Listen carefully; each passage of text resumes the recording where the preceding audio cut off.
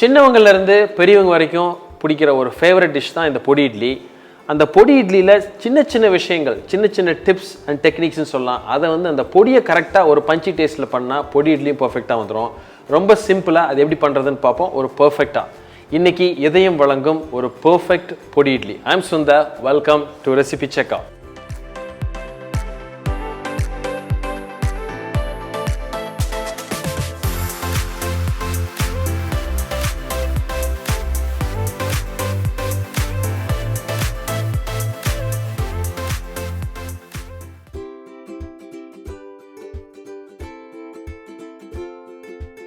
ஒரு பேனில் ஒரு 2 டீஸ்பூன் இதயம் நல்லெண்ணெய் எனக்கு எடுத்துகிட்டு கொஞ்சமாக கட்டி பெருங்காயம் நான் போட்டுக்கிறேன். ஸோ அந்த பெருங்காயம் கொஞ்சம் அழகாக கொஞ்சமாக பொரிஞ்சு வருது. பொடி செய்கிறதுல என்ன முக்கியமோ தெரியாது, ஆனால் ஒரு பழமொழி தான், பொறுமை கடலினும் பெரிது. பொறுமையாக ஒவ்வொன்றா வறுத்து பொறுமையாக பண்ணால் அந்த பொடி பர்ஃபெக்டாக வரும். உங்களுக்கு எல்லாத்தையும் ஒன்றா தலையில் கொட்டி ஒன்றா வறுத்து பண்ணால் அது ஒரு பர்ஃபெக்டான பொடியே இல்லை. இப்போ நம்ம போட்ட பெருங்காயம் நல்லா பொரிஞ்சு இப்படி வந்துருச்சு. இதை தனியாக எடுத்து வச்சுக்கிறேன். இப்போ நம்ம ஒரு பங்கு கடலை பருப்பு எடுத்துக்கிறோம். ஸோ இப்போ கொஞ்சம் பொறுமையாக வறுத்து கரெக்டான கலரில் எடுத்து இதை தனியாக வச்சுக்கிறோம். எப்படியுமே அந்த பொடி பண்ணுறதில் எப்படி நம்ம வறுக்கிறோம் அதை பொறுத்து தான் அந்த அவுட்புட்டே நமக்கு கிடைக்கும். கரெக்டாக மொறுமொறுப்பாக ஆயிடுச்சு. ஸோ கலர் கரெக்டாக இருக்குது. இதை நம்ம எடுத்து தனியாக வச்சுருவோம். எவ்வளோ கடலைப்பருப்பு எடுத்துருக்கோமோ அதே அளவுக்கு உளுந்து எடுத்துக்குவோம். ஸோ உளுந்து நமக்கு சீக்கிரம் ஆயிரும். கடலைப்பருப்பு தான் டைம் ஆகும். பட் ஆனால் உளுந்தை கொஞ்சம் கரெக்டாக வறுத்து கலர் ரொம்ப மாறிடாமல் பொன்னிறமாக வறுத்து எடுத்துக்கோங்க. லைட்டாக ஃப்ரை ஆனால் போதும். இப்போ பார்த்தீங்கன்னா இந்த உளுந்து வந்து அழகாக கலர் லைட்டாக ஒரு பொன்னிறமாக, நம்ம ஒயிட்டாக போட்ட உளுந்து லைட் மைல்டு ஒரு ப்ரௌன் கலர் வந்திருக்கு. ஸோ இது ஆல்மோஸ்ட் ரெடி. வாசனையிலே தெரியும் நமக்கு உளுந்து வறுத்துருச்சா அப்படின்ட்டு. இதை நம்ம எடுத்துருவோம். உளுந்து எவ்வளோ எடுத்துருக்கோமோ அதே அளவுக்கு 1.5லேருந்து 2 பங்கு மிளகாய் போடலாம். இன்றைக்கி நான் படுகி சில்லி தான் போட்டிருக்கேன். இது வந்து நல்ல கலர், நல்ல ஒரு ஃப்ளேவர் கிடைக்கும். மிளகாய் போட்டுட்டு மேலே லைட்டாக ஒரு ட்ராப் நம்ம கொஞ்சம் நல்லெண்ணெய் ஊற்றுவோம். இதயம் நல்லெண்ணெய் யூஸ் பண்ணியிருக்கோம். யூஸ்வலாக அந்த மிளகாய் வறுக்கிறப்போ இந்த ஆயில் போட்டோம்னா அது அழகாக கோட் ஆகி நமக்கு ஈவனாக அந்த ஒரு ஹீட் கிடைக்கும். அதில் அதே மாதிரி ஒரு நல்ல ஃப்ளேவர் கூட கிடைக்கும். மிளகாய் வந்து வெறும் மிளகாய் வறுக்கிறப்போ நமக்கு வந்து ஒரு த்ரோட்டில் ஒரு டிஸ்கம்ஃபர்ட் இருக்கும். அது இதில் இருக்காது. இப்போது நம்ம பூண்டு ஒரு 15லேருந்து ஒரு 20 பல் இன்றைக்கி தோலோடு யூஸ் பண்ணியிருக்கோம். இந்த பூண்டை தோலோடு போட்டு வறுத்து நம்ம அரைக்கிறப்போ ஒரு நல்ல ஒரு டெக்ஸ்சர் கிடைக்கும், நல்ல ஒரு ஃப்ளேவரும் கிடைக்கும்.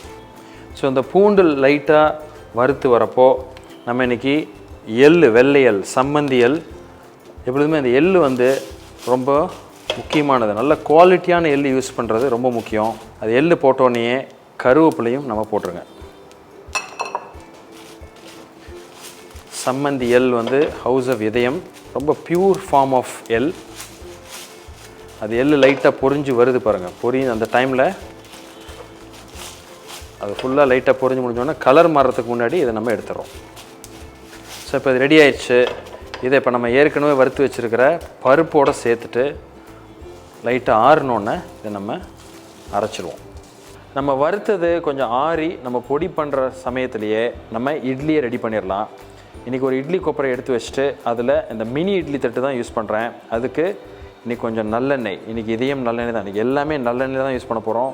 ஸோ அதில் லைட்டாக கொஞ்சம் அப்ளை பண்ணி அந்த இட்லி ஒட்டாமல் வரத்துக்கு அதை நான் யூஸ் பண்ணிக்கிறேன். இட்லி தட்டு நம்ம ரெடி பண்ணிட்டோம். இப்போது நம்ம அந்த இட்லி மாவை வந்து ஒரு ஸ்பூனில் அழகாக எடுத்து ஒவ்வொரு அந்த கேவிட்டிலையும் நம்ம ஊற்றிடுறோம்.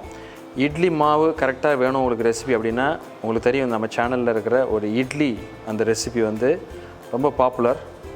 அதோட லிங்க் நான் மேலே கொடுத்துருக்கேன். ஸோ உங்களுக்கு டவுட் இருந்ததுன்னா அதை போய் பார்த்துக்குங்க.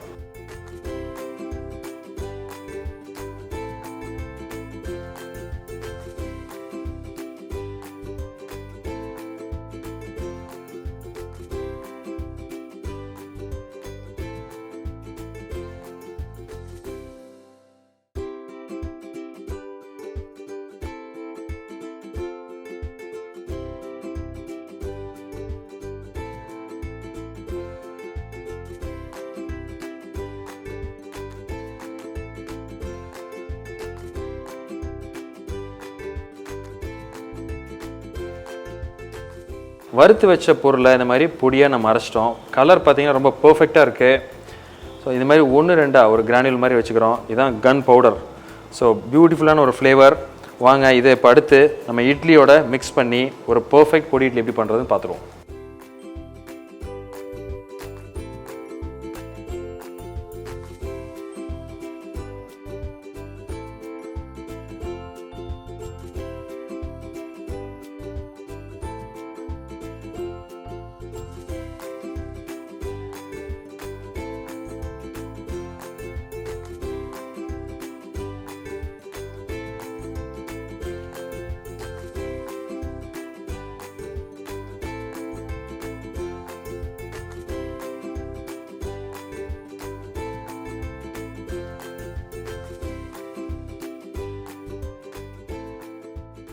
ஸோ இன்றைக்கி ஒரு பர்ஃபெக்டான பொடி இட்லி எப்படி பண்ணுறதுன்னு பார்த்தீங்களா?